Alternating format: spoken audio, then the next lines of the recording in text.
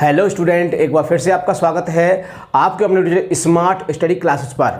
हाँ, तो हमारी इंटरमीडिएट की इंग्लिश की क्लास चल रही थी और जिसमें चल रहा था आपका अनसॉल्व पेपर सन 2019, क्योंकि सन 2020 का पेपर हम पूरा समाप्त कर चुके हैं और आपका अब 19 का भी पेपर समाप्त होने जा रहा है, क्योंकि आज से आपका स्टार्ट हो जाएगा सेट नंबर 7 316 DM। बहुत ही अच्छा सेट है और हो सकता है कि इसमें से काफ़ी क्वेश्चन आपको सन 2021 के एग्ज़ाम में देखने को मिल सकते हैं। इसलिए आपको इस सेट की प्रत्येक चीज़ को बहुत ही अच्छी तरह समझना है और समझने के बाद उसको आपको लिख के भी देखना है। क्यों कि एग्ज़ाम में आपको लिखना है, ना कि किसी क्वेश्चन को सुनाना है। इसलिए जब भी क्वेश्चन आपको याद हो जाए तो उसे लिख के देख लें। और मेरी बात को एक और ध्यान रखोगे कि जो भी क्वेश्चन करना है आप उसे टाइम बाउंड होकर करोगे, यानी कि यदि आप टाइम बाउंड होकर क्वेश्चन करते हो तो वो क्वेश्चन बहुत ही अच्छी तरह से सही समय के अंतर्गत हो जाता है और इस वजह से हमारा पेपर जो होता है बहुत ही अच्छी तरह से पूरा कंप्लीट हो जाता है, कोई भी क्वेश्चन नहीं छूट पाता है। ठीक है, तो जो विद्यार्थी चैनल पर नए हैं वो चैनल को सब्सक्राइब कर लें, बेल आइकन प्रेस कर लें, ताकि आगे आने वाली वीडियो का नोटिफिकेशन आपको आसानी से प्राप्त हो सके। ठीक है, तो ज़्यादा समय वेस्ट ना करते हुए चलते हैं अपने टॉपिक की ओर। हेलो स्टूडेंट्स, तो अगर आप 1 करोड़ तक की स्कॉलरशिप जीतना चाहते हो तो आपके पास एक सुनहरा अवसर है, क्योंकि अनअकैडमी बच्चों आपके लिए लेकर आया है अनअकैडमी कॉम्बैट। और अगर आपने अभी तक रजिस्ट्रेशन नहीं किया है तो कर लो। इस वीडियो के डिस्क्रिप्शन में मैंने लिंक दे रखी हैं, उन पर क्लिक करो। आप किसी भी क्लास में हो उस पर क्लिक करना, चाहे आप 10th में हो, 9th में हो, 12th में हो, जिस क्लास में हो उस पर क्लिक करोगे, आप अनअकैडमी लर्निंग ऐप डाउनलोड करोगे और वहां पर बच्चों आप कॉम्बैट तभी दे पाओगे जब आप हमारा referral code smart study use करोगे। क्या यूज करोगे? Smart study. तभी बच्चों आप कॉम्बैट दे पाओगे और 1 करोड़ तक की स्कॉलरशिप जीतने का मौका आपको मिल सकता है। तो ये सुनहरा अवसर आपके हाथ से जाना नहीं चाहिए। जल्दी से रजिस्ट्रेशन करो, क्योंकि बच्चों आपका जो कॉम्बैट है, नेक्स्ट कॉम्बैट जो है बच्चों वो 2 मई को होने वाला है। टेस्ट डेट कब है बच्चों? 2 मई है। तो सभी बच्चे इसमें पार्टिसिपेट कर लो। डिस्क्रिप्शन में मैंने लिंक दे रखी है, वहां पर रजिस्ट्रेशन करो और रेफरल कोड में आपको स्मार्ट स्टडी डालना है बच्चों, तभी आप कॉम्बैट दे पाओगे और 1 करोड़ की स्कॉलरशिप जीतने का आपको मौका मिल पाएगा। Okay students,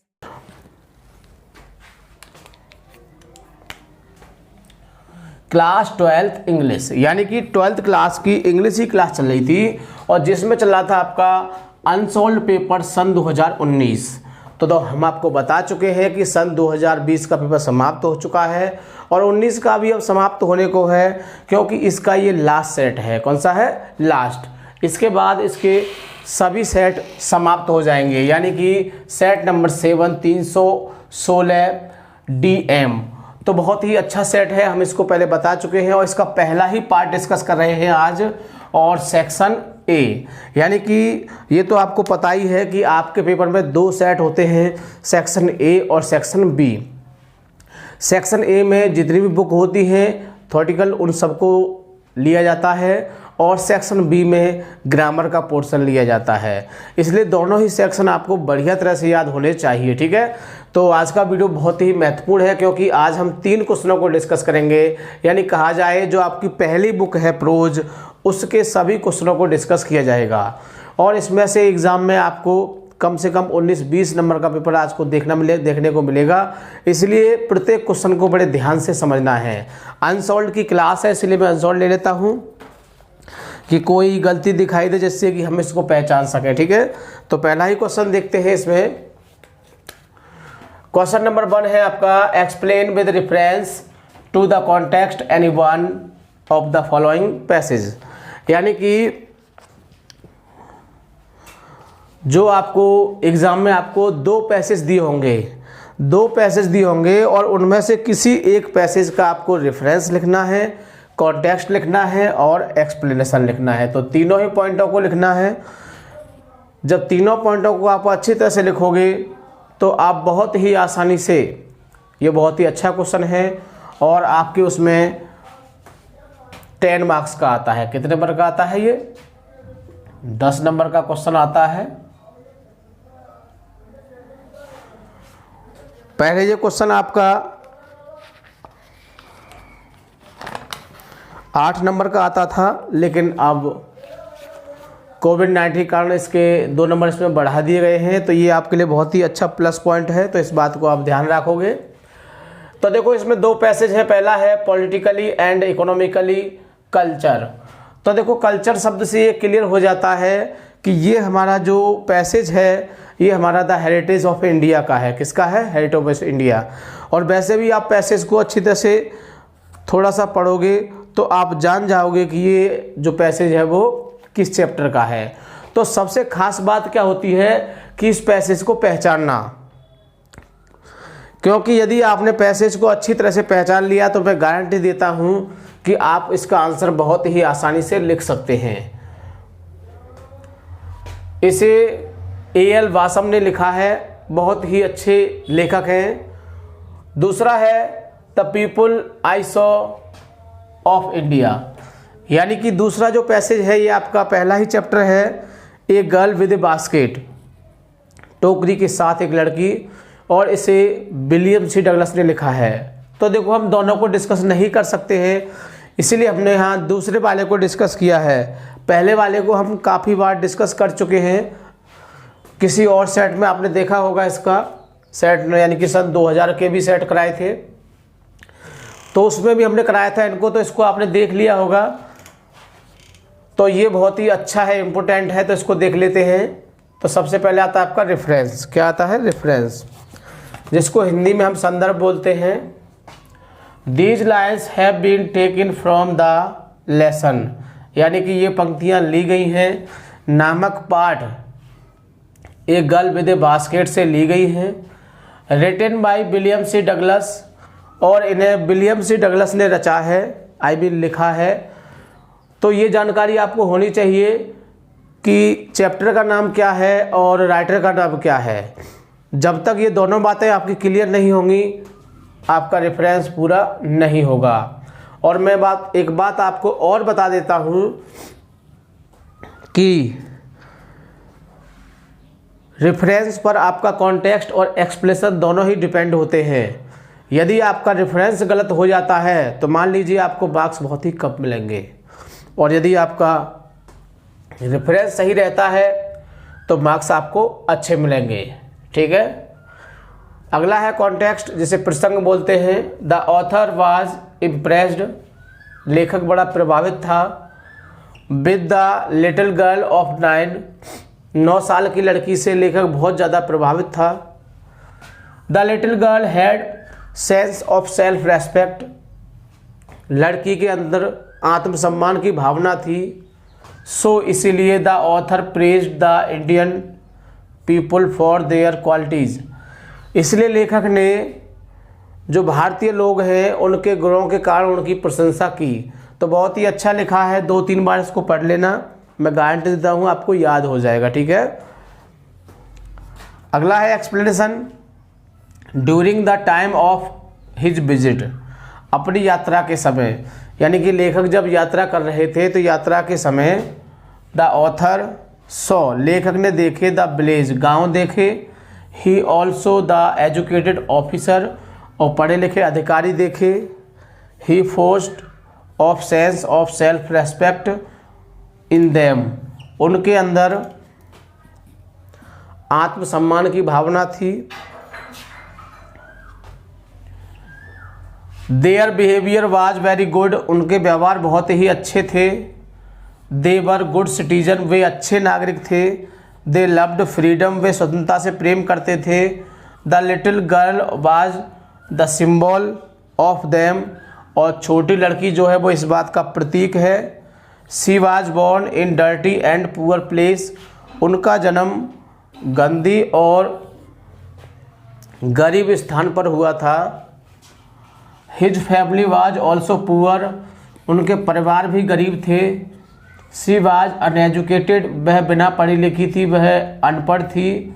C had no knowledge of grammar, उसे ग्रामर का भी बिल्कुल ज्ञान नहीं था। She did not know culture behaviour, वह सभ्यता के व्यवहार को भी नहीं जानती थी। यट, फिर भी। She had sense of self respect, फिर भी उसके अंदर आत्मसम्मान की भावना थी। दस, इस प्रकार वी कैन से दैट, इस प्रकार हम कह सकते हैं कि she was the women soul of India, कि वह महिला थी, किसकी, भारत की आत्मा की एक महिला थी। तो इस तरह से बहुत ही आसानी से ये आपका एक्सप्लेनेशन है। 2-3 बार वीडियो को देख लेना, मैं गारंटी देता हूँ आपको बहुत ही अच्छी तरह से याद हो जाएगा, ठीक है ना। आगे दूसरा क्वेश्चन है इसका, answer any one of the following question, यानी कि आपको एग्जाम में 3 प्रश्न दिए होंगे और इसमें से आपको किसी एक प्रश्न का उत्तर लिखना है, जिसके लिए आपको 4 मार्क्स प्रोवाइड किए जाएंगे और कम से कम इसको आपको 30 वर्डों में लिखना होगा। कितने में? 30 वर्डों में लिखना होगा। तो मैंने यहाँ पर तीनों ही क्वेश्चनों को डिस्कस किया है, बारी बारी से समझते हैं इनको।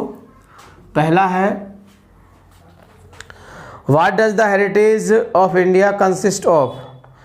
What does the heritage of India, यानी कि भारत की धरोहर में, कंसिस्ट माने मिला हुआ है, ऑफ क्या मिला हुआ है, यानी कि जो भारत की धरोहर है, हमारी भारत की जो विरासत है, उसमें क्या क्या मिलता है। तो देखिए क्या मिलता है, the heritage of India, Bharat की धरोहर में कंसिस्ट मिलता है हिंदू कल्चर, हिंदू सभ्यता मिलती है, एंड इट्स कल्चरल ट्रेडिशन, और इसकी जो सभ्यता की, परंपरा की सभ्यताएं मिलती हैं। बुक्स लाइक गीता, बुक्स यानी किताबें जैसे गीता, उपनिषद हैं, एंड रामायण एंड महाभारत आदि मिलते हैं इसमें। लव स्टोरीज, प्यार की कहानियाँ, ऑफ एंशियंट, प्राचीन काल की प्रेम की कहानियाँ मिक्स्ड मिली हुई हैं, एंड पीसफुल लाइफ, और शांतिमय जीवन, यानी ये चीज़ इसमें सब मिलती हैं। किसमें? भारत की विरासत में, या भारत की हेरिटेज ऑफ इंडिया, भारत की विरासत में ये सब चीज़ें मिलती हैं। अगला क्वेश्चन देखते हैं, मिलियन ऑफ पीपुल, क्वेश्चन देख लेते हैं इसका, why did the millions of people leave Pakistan for India, यानी कि लाखों लोग पाकिस्तान को छोड़कर इंडिया क्यों आ गए थे। तो यही पूछा है कि लाखों लोग पाकिस्तान को छोड़ के इंडिया क्यों आ गए थे। तो देखो इसमें इतना ही कहोगे कि लाखों लोग पाकिस्तान को छोड़ के इंडिया में आ गए थे बंटवारे के कारण। किसके कारण? बंटवारे के कारण। पहला तो ये हो गया। दूसरा, धर्म के उन्मूलन के कारण, यानी धर्म की जो लड़ाई हो रही थी उसके कारण भी वो आ गए थे। तो देख लेते हैं, मिलियन ऑफ पीपुल, लाखों लोग, लेफ्ट पाकिस्तान को छोड़कर फॉर इंडिया, भारत आ गए थे, due to partition between India and Pakistan. किसके कारण? भारत और पाकिस्तान के बंटवारे के कारण। एंड बाय द फियर, और भय के कारण, रिलीजियस और फैनेटिज्म, किसके? जो धार्मिक उन्मूलन या धर्म बदलाव की लड़ाई के कारण पाकिस्तान को छोड़ के इंडिया में आ गए थे। अगला है, अगला क्वेश्चन देख लेते हैं, what constitutes the essence of good life, यानी कि अच्छे जीवन के लिए कौन से नियम जरूरी हैं। अच्छे जीवन के लिए, the essence of good life, अच्छे जीवन के लिए नियम जरूरी है, आर जैसे दम, दान एंड दया, यानी कि अच्छे जीवन के लिए तीनों ही चीज़ें जरूरी हैं। That is the self control, दम क्या होता है हमारा? सेल्फ कंट्रोल होता है। चैरिटी क्या होती है हमारी? दया होती है। एंड और कंपैशन क्या होता है हमारी? दया होती है। So it makes a good life, इसीलिए इससे अच्छा जीवन बन जाता है। तो बहुत ही अच्छा क्वेश्चन है, और मैं आपको पहले भी बता चुका हूँ कि ये जो 7वां सेट है आपका बहुत इम्पोर्टेंट है। बहुत सारी चीज़ें आपको सन 2021 में इसमें से देखने को मिलेगी, इसलिए आपको परेशान नहीं होना है, इसको अच्छी तरह से लर्न करना है। आगे तीसरा क्वेश्चन देख लेते हैं, फिल इन द ब्लैंक्स, यानी कि खाली जगह जिसको बोलते हैं।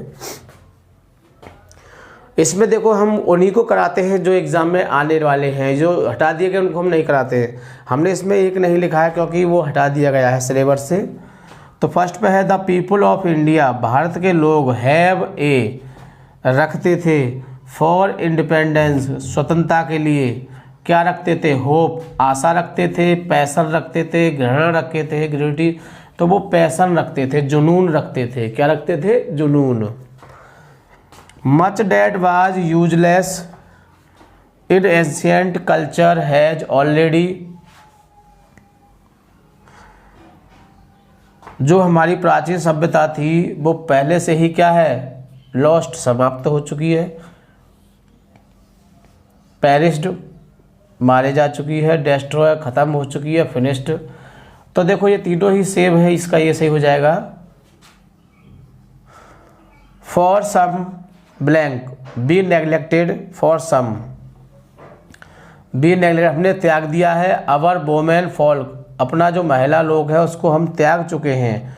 फॉर सम, के लिए, किसके लिए, ईयर्स, सालों के लिए। वीक्स, सप्ताह के लिए। डिकेड्स,